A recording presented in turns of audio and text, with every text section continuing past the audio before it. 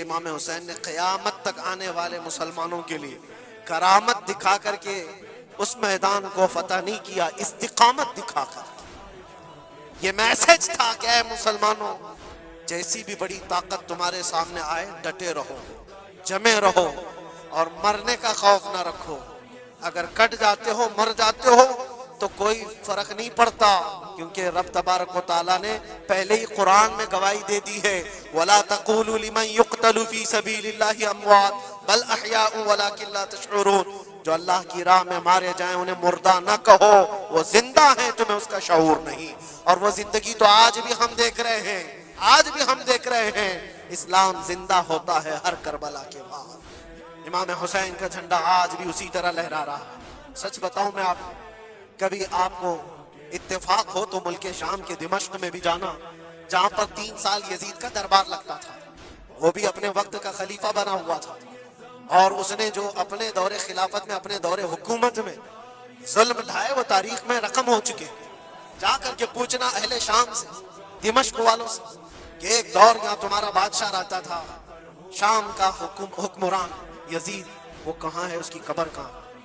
لوگ تو بغلیں اٹھا کر کے آپ کو کہیں گے کہ یہاں تو کوئی ایسی قبر نہیں تھی۔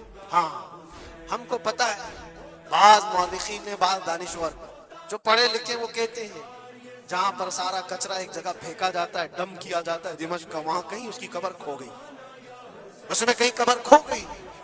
یہ تو اس کی بات کر رہا ہوں جو بادشاہ تھا، فوج رکھتا تھا، تاج رکھتا تھا، تخت رکھتا تھا اور حکومت رکھتا تھا، اس کا سوال ایسے۔ پھر آؤ عراق کی سرزمین اور کربلا تھا، سوچو، ایک کھلا چٹیل میدان تھا، یہاں پر کوئی آبادی نہیں تھی، دور دور تک ایک دریائے فرات بہتی تھی اور باقی کچھ نہیں تھا۔ اور جا کر کے آپ ڈھونڈنے لگ جاؤ کہ میدان کہاں ہے تو تمہیں میدان نہیں ملے گا، ہر جگہ آبادی ہی آباد تھی۔ ایک حسین و جمیل شہر ہے، لوگوں سے پوچھو کہ یہاں تو ہم نے سنا تھا رسول اللہ کے شہزادے حسین کو کاٹ کر کے ٹکڑوں میں بدل دیا گیا تھا، ان کے شہزادوں کو، اور امام حسین کے سر کو الگ کر دیا گیا، جسم کو الگ کر دیا گیا، ان کے بیٹوں کے جسم پر گھوڑے دوڑا دیے گئے تھے۔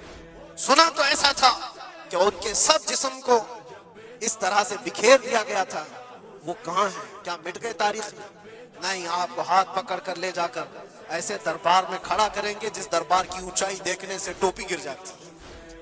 اس حسین دربار کو دیکھتے ہی دل میں ہیبت طاری ہوتی ہے، اور پھر تم بے اختیار یہ کہہ دو گے، حسین کا دربار دیکھتے ہی تمہاری زبان سے یہ الفاظ نکل پڑیں گے، شاہ است حسین، بادشاہ است حسین۔